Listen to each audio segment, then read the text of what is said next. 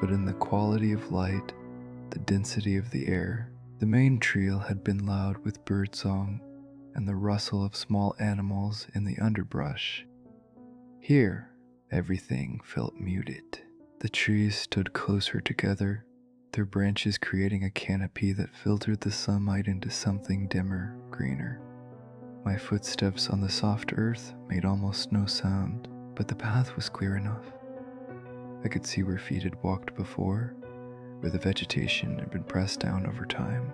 The trail wound between massive tree trunks, following the natural contours of the slope.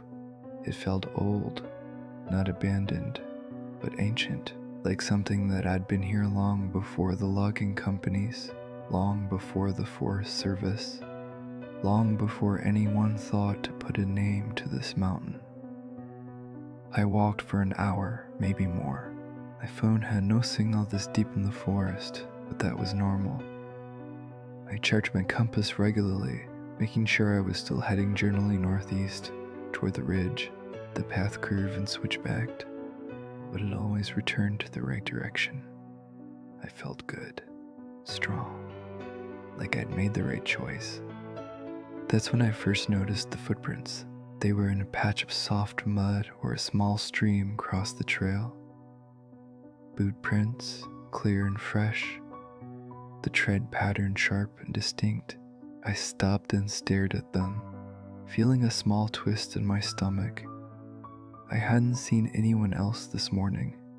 The parking area had been empty except for my truck.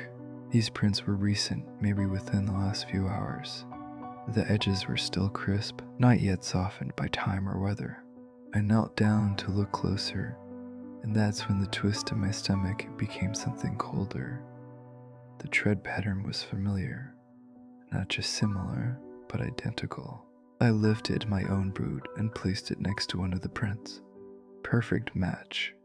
I stood up quickly, my heart starting to pound. Okay, I thought. Okay, this makes sense. I must have circled back somehow.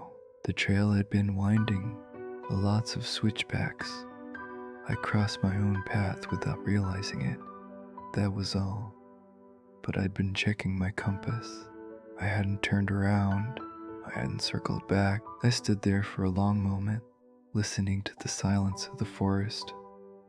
No birds, no wind, just my own breathing and the distant trickle of the stream.